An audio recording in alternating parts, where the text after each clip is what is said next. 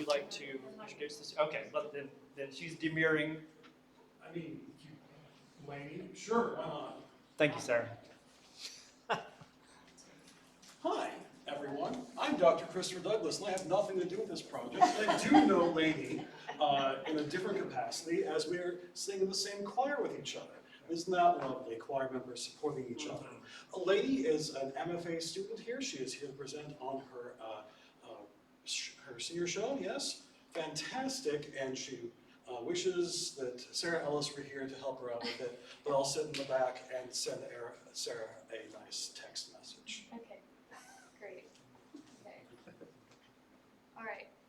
Good afternoon. My name is Laney O'Neill. I am a current graduate student in Jacksonville State University's Fine Arts program. Today I'll be sharing my art show that I designed to meet the requirements for my Bachelor's of Fine Arts degree. According to the curriculum in Jacksonville State University's Department of Art and Design, students must create a final show that exemplifies what they have learned in their mini classes. Students decide the premise of their own shows and usually focus on social or environmental issues that are of personal interest. My final art show, my BFA show, focused on the dramatic decline of pollinators. I thoughtfully designed a brand that aims to bring awareness to this issue and offer a new entrance into green gardening. First, I will present my research so we can grasp the issue that we are facing. That's an example of the subscription box that I made, and when I made the name for this show, Tiny Things, I was inspired by a quote by Neil Gaiman that says, "The things that really change the world, according to chaos theory, are the tiny things. A butterfly flaps its wings in the Amazonian jungle, and subsequently a storm rages half of Europe," to signify the butterfly effect that pollinators have in our life. Okay. All right. So, pollinator populations steadily decline as homeowners continue to sit in their homes surrounded by overgroomed lawns that do not support biodiversity. People fail to recognize the significance of pollinators and therefore underestimate the fact that these little guys have such an impact in our life. Long-lasting changes can be made through government and lobbying of your local sources. According to Jody Helmer, an entomologist, a powerful statement is that pollinators are responsible for 1 of every 3 bites of food that we take. That is over half the world's food supply. Additionally, there are over 80% of the world's flowering plants that need a pollinator in order to reproduce. That includes fruit, vegetables, chocolate, coffee, nuts, and spices. Simply put, plants need pollinators to grow and disperse. Without pollinators, plants would not be able to meet with one another. Pollinators bring male and female gametes together to produce seeds. All food chains begin with plants. Since plants get their nutrition from photosynthesis, they have the most energy that can later go on to serve an apex predator. As pollinators eat and encounter organic material, they take the seeds with them to new locations to further encourage biodiversity. One scientist said that spring is approaching 2.5 days earlier each year. So this is affecting hummingbirds to go further north, moths are losing their navigational abilities, and butterflies are arriving to barren lands. One of the largest threats to pollinators is pesticides. So pesticides actually don't just sell the leaves, they go down to the roots and then eventually go into the water worms. So that can affect all the other animals that have to eat off of that plant. Really interestingly, bees, if they encounter pesticides and take it back to their hive, it could actually kill the entire hive.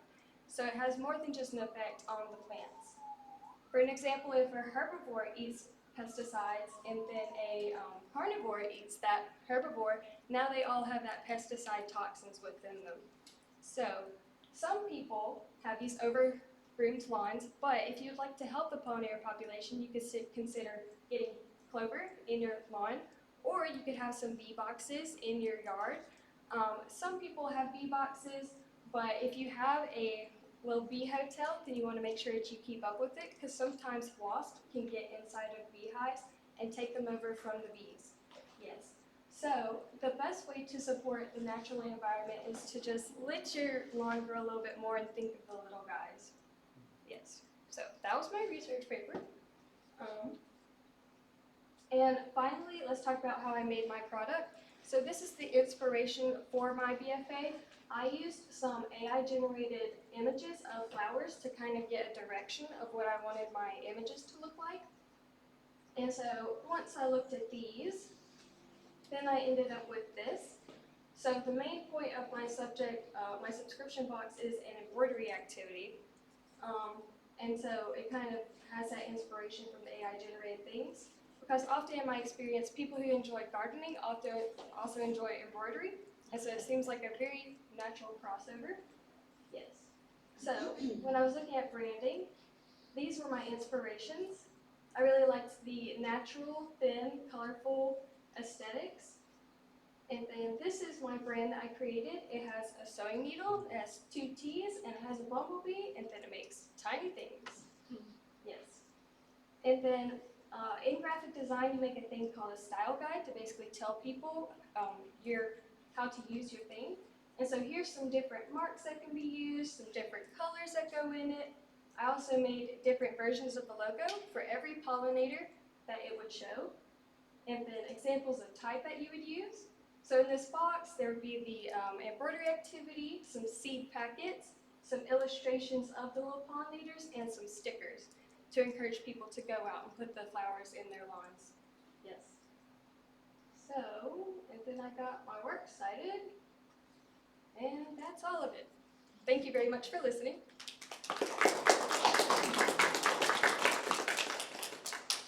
Yes. For your generative AI, which one did you use and what were your prompts like? So at first, it was very plain, just like line drawings, because I wanted line drawings when I did my embroidery, but then I wasn't getting interesting compositions enough. I used Adobe, the Adobe AI generator. Okay. Yes. And then I put like, like colorful, dynamic, and it gave me better AI generations. Yes. At that senior show, I believe there was another student who presented on kombucha and birds. And so I found there was like an interesting synergy going on between some of the pieces at that show. Can you talk a little bit about how the show was planned, if you collaborated with any of the other artists, etc.? We didn't really plan with each other. The one thing we did plan was if it was going to have an overall voice, our show, because we had some people that had very heavy topics, and then some people who had food or butterflies or something. And so there wasn't really like a main thread. It's just people care about nature, I guess. So I think it occurs a lot in people's senior shows. Yes. Okay, thank you. Any other questions?